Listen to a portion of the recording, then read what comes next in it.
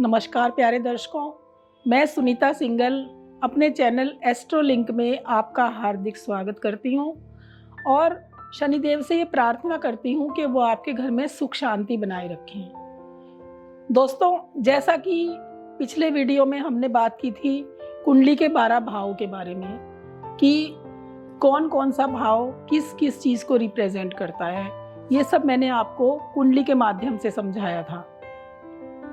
आज मैं आपको ये बताऊंगी कि ये जो 12 भाव होते हैं इनको हम क्या क्या कहते हैं, किस किस नाम से पुकारते हैं। सबसे पहले ये जो पहला भाव होता है ये होता है हमारा लगन भाव। इसे हम कहते हैं लगन भाव और इसे ज्योतिषीय भाषा में हम इसे लग्नेश बोलते हैं, यानी असेंडेंट लॉर्ड। ये होता है लग्नेश।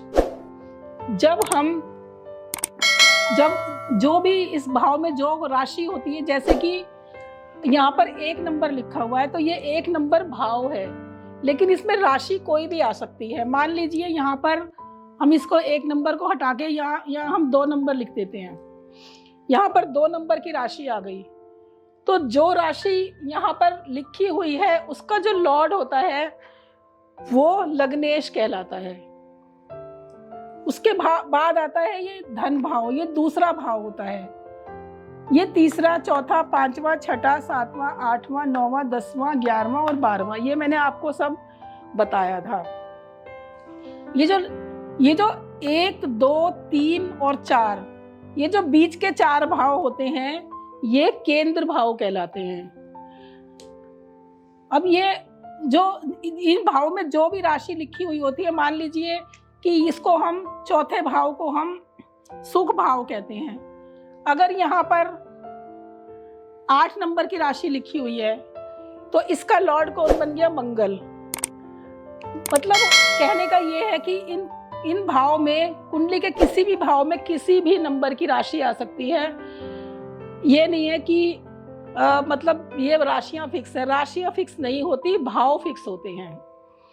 ये 4 भाव जो है ये केंद्र के भाव कहलाते हैं और इन्हें हम विष्णु स्थान कहते हैं। जब भी कोई शुभ ग्रह इन 4 भाव में बैठा हुआ होता है तो वो बहुत ही शुभ फल देता है।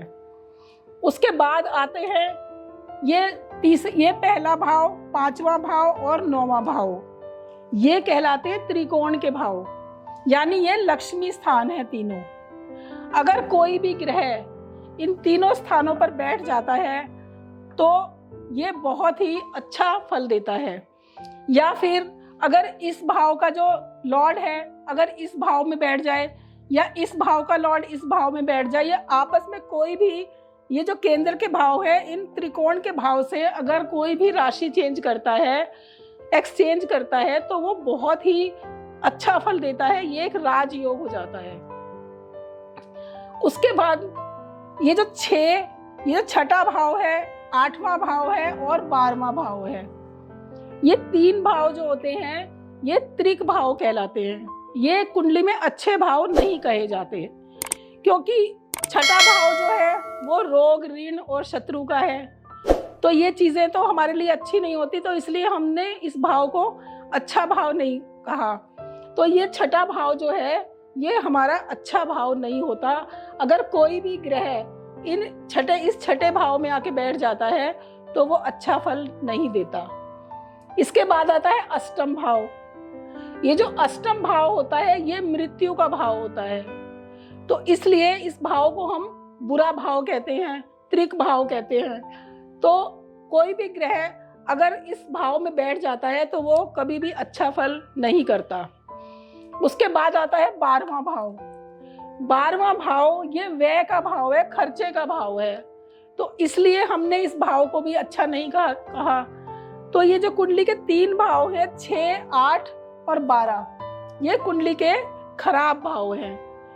इन भावों में जब कोई शुभ ग्रह बैठ जाता है तो वो कभी भी अच्छा फल नहीं करता। लेकिन इसके विपरीत एक बात और है कि अगर इन 6, 8 और 12 स्थानों के में जो राशि पड़ी हुई है, जैसे मान लीजिए कि यहाँ पर 12 नंबर की राशि है और 12 नंबर की राशि का लॉर्ड कौन होता है? गुरु। अगर गुरु आकर इन 3 भाव में से किसी भी भाव में आकर बैठ जाएगा तो वो विपरीत राजयोग कहलाता है। ऐसे में व्यक्ति को बहुत ही अच्छा फल मिलता है। मान लीजिए यदि यहाँ पर 6 नंबर राशि है, 6 नंबर राशि का लॉर्ड होता है बुध। अगर बुध इन तीनों भाव में से किसी भी भाव में बैठ जाएगा तो ये विपरीत राजयोग कहलाएगा। तो इस तरह से अगर 6, 8, 12 के जो लॉर्ड होते हैं अगर वो वहीं बैठ जाएंगे तो वो विपरीत राजयोग कहलाएगा। और ये इस जिसकी कुंडली में विपरीत राजयोग बन जाता है ऐसा व्यक्ति जीवन में बहुत ही तरक्की करता है। उसके बाद ये जो कुंडली का दूसरा भाव है, तीसरा भाव है, ये बहुत अच्छे भाव नहीं है, ये 11वां भाव है। ये ना बहुत अच्छे भाव होते हैं और ना बहुत बुरे भाव होते हैं। अब मैंने आपको बताया कि कुंडली का जो पहला भाव है इसे हम, ये लगन भाव है, इसे हम लग्नेश कहते हैं ज्योतिषीय भाषा में। ये धन भाव है, इसका जो लॉर्ड होता है उसे हम धनेश कहते हैं। और जो तीसरा भाव है ये पराक्रम का भाव है, इसे हम या तो तृतीयेश कहते हैं या फिर इसको हम तृतीयेश बोलते हैं। इसके बाद ये चौथे भाव का जो लॉर्ड होता है उसे हम सुख भाव का, क्योंकि वो लॉर्ड होता है इसलिए उसे सुखेश भी बोलते हैं। पंचम भाव का जो लॉर्ड होता है उसे पंचमेश बोलते हैं। छठे भाव के लॉर्ड को षष्ठेश और 7वें भाव के लॉर्ड को सप्तमेश, 8वें भाव के लॉर्ड को अष्टमेश और 9वें भाव को नवमेश, ये दशमेश, ये लाभेश, क्योंकि ये लाभ का भाव है इसलिए इसका जो लॉर्ड होता है, इसमें जो राशि होती है उसका जो लॉर्ड होता है उसे हम लाभेश कहते हैं। और क्योंकि ये व्यय का भाव है 12वां, तो इसका जो लॉर्ड होता है, इसमें जो 12 नंबर की जैसे राशि है उसका जो लॉर्ड होगा उसे हम व्ययेश कहेंगे। तो इस तरह से ये जो कुंडली में 12 भाव होते हैं, इनमें जो राशियां होती हैं, उनके जो लॉर्ड होते हैं, उनके ज्योतिषीय भाषा में अलग अलग नाम होते हैं। और हम उसको जब हम ज्योतिष करते हैं तो हम उस भाव को उसी नाम से पुकारते हैं। तो आपने आज देखा कि कुंडली में कौन कौन से भाव अच्छे होते हैं, कौन कौन से भाव बुरे होते हैं, और हम किस भाव के लॉर्ड को क्या कहकर पुकारते हैं, ये आपने आज सब जाना। अगली जो हमारी वीडियो होगी उसमें मैं आपको बताऊंगी कि जो इन भावों में जो ग्रह बैठे होते हैं वो हमारे शरीर पर क्या क्या इफेक्ट करते हैं, ये सब मैं आपको अगली वीडियो में समझाऊंगी। आज की वीडियो में यही समाप्त करती हूँ। अगर आपको ये वीडियो पसंद आई हो तो इसे लाइक कीजिए और मेरे चैनल को सब्सक्राइब कीजिए। अगर आप अपनी कुंडली का विवेचन मुझसे कराना चाहते हैं तो नीचे दिए हुए नंबर पर कांटेक्ट कीजिए। धन्यवाद।